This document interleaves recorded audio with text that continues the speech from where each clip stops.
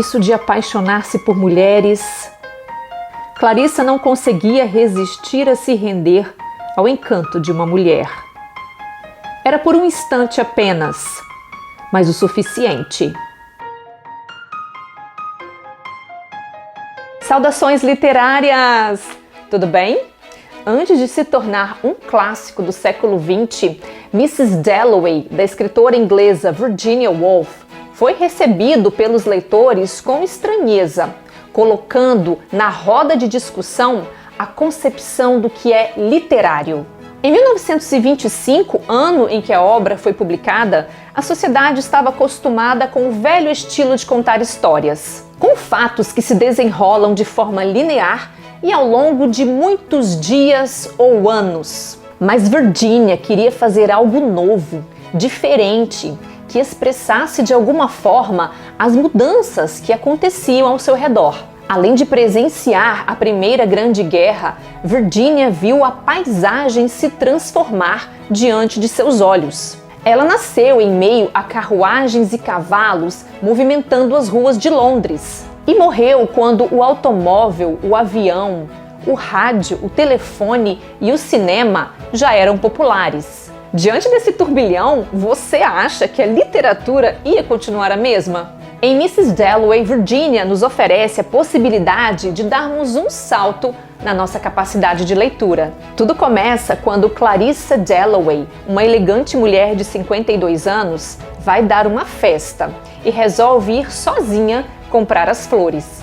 Essa simples ida à floricultura é o gancho dos vários acontecimentos triviais que se darão ao longo deste dia. Um dia qualquer do mês de junho de 1923, numa Londres, sob os ecos do pós-guerra. E toda a história se passa nesse curto instante de tempo e espaço. Você acredita que alguns desistem desta obra por julgá-la difícil?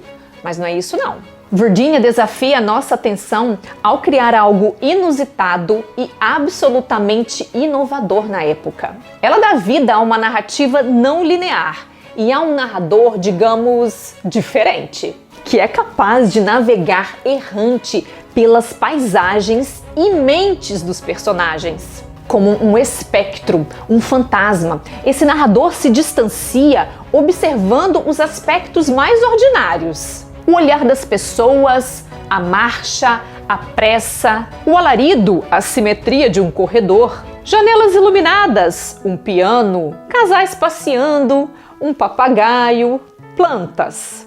De repente, sem qualquer aviso prévio, esse narrador entra na cabeça de um personagem e começa a revelar os seus pensamentos mais íntimos. E quando você menos espera, ele sai dessa cabeça e invade outra, que pode ser a de uma pessoa até então desconhecida que passava por ali. E é dessa forma, sobrepondo camadas e camadas de história, que Virginia ensina o seu leitor a desfrutar a literatura de uma forma diferente. Ela nos prova que é possível sim escrever um romance sinuoso e que se passa ao longo de apenas um dia.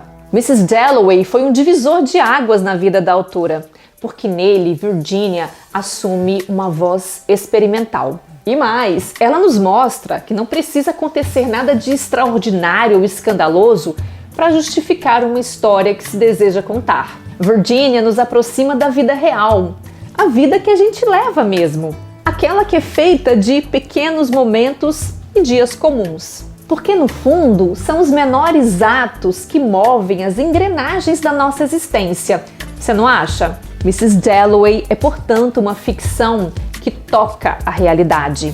Ou melhor, que anda de braço dado com ela. Clarissa Dalloway é o símbolo feminino desse romance. Vagando atarefada pelas ruas de Londres, ela deixa-se afetar por tudo que a cerca e demonstra abertamente o seu encantamento pela vida, cativante e misteriosa, de uma riqueza infinita esta vida. Adentrando seus pensamentos, a gente descobre que a sua primeira paixão, aquela paixão de adolescência, foi Sally Seton, a sua melhor amiga. Clarissa ia dar uma festa naquela mesma noite e ia brilhar. Tudo bem que ela tinha uns fiapos de conhecimento e um rostinho ridículo, mas era uma dama com o dom de conhecer as pessoas quase que por instinto, fazia-se notar. Precisava ser apreciada. Era possuidora da dádiva de ser, de existir, de fazer com que tudo se reduzisse ao momento em que ela passava. E Clarissa, pensativa nessa caminhada rumo à floricultura, nem nota a presença de Septimus Smith, o símbolo masculino dessa história. Ex-combatente da Primeira Guerra, Septimus anda mergulhado numa espécie de estresse pós-traumático que o leva constantemente a pensamentos suicidas. Ele vive uma realidade paralela. Sentado no banco com seu casaco surrado, encolhido, ele ouvia pardais cantarem palavras gregas. Via também seu amigo morto em combate atrás das grades da cerca. E o cachorro estava se transformando num homem. Era horrível, terrível. Depois da guerra, ele simplesmente não sentia mais nada. Conseguia pensar, ler Dante com facilidade. Conseguia fazer contas, o cérebro estava em perfeitas condições. Só que ele não sentia mais nada. Clarissa é vida, Septimus é morte. E eles têm em comum a cidade de Londres, onde dividem as mesmas calçadas, os mesmos ruídos, e são esses os elementos que os aproximam. Septimus enfrenta o insano e a autora, Virginia Woolf, se apropria desse personagem para ela própria manifestar parte de si. Assim como Septimus, Virginia foi atormentada por surtos psiquiátricos e colapsos nervosos ao longo da vida. E ela se valeu dessas experiências para criar as cenas de loucura do romance. E o final trágico desse homem pode ter sido o prenúncio do que viria a acontecer com ela mesma. 16 anos depois de Mrs. Dalloway, Virginia Woolf afogou-se por vontade própria nas águas do rio Ouse, aos 59 anos.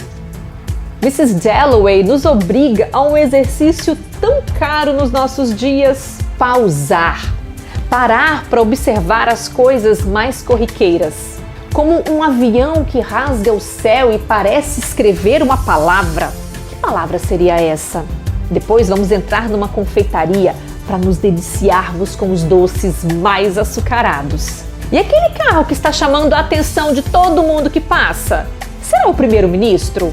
Mas se bem que pode ser o príncipe ou a rainha. Pausar. Perceber.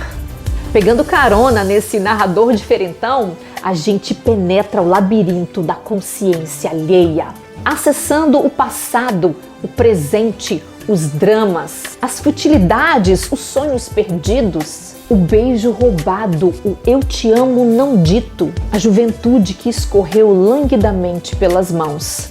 Com seu estilo elegante e sensível, Virginia Woolf testa uma literatura livre e selvagem, porque sopra para onde manda o fluxo do pensamento. E o nosso pensamento nem sempre é muito coerente. Quem fala? Quem pensa? São várias as vozes, mas elas estão sempre ali, exaltando o eu em sua potência. Um eu que reina entre as pequenas coisas, entre os detalhes de um dia qualquer. Vejamos, por exemplo, o encontro entre Clarissa e Peter, ex-namorados que passaram 30 anos sem se ver. Estão um de frente para o outro e o narrador vai revelando tudo desse interessante encontro. Eles se acham velhos, se criticam e ao mesmo tempo tremem de emoção, se admiram. Tudo em poucos minutos e no silêncio.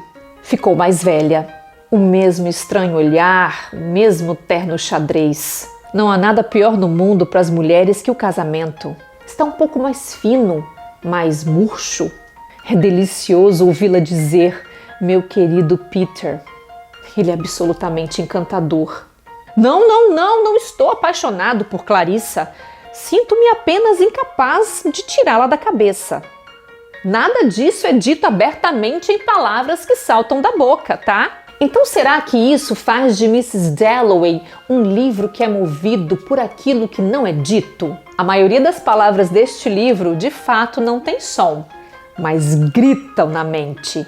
E como certas imagens se fixam na mente, imagens simples, porque a glória não vai vir, tá? Então, para que esperar o seu grande dia? Esse dia simplesmente não existe. E é isto que esta história quer nos provar. Que aquele dia, o único dia, o dia da glória, é hoje, é agora. E esse conjunto resume todos os nossos dias, resume a nossa vida. Um beijo e até a próxima!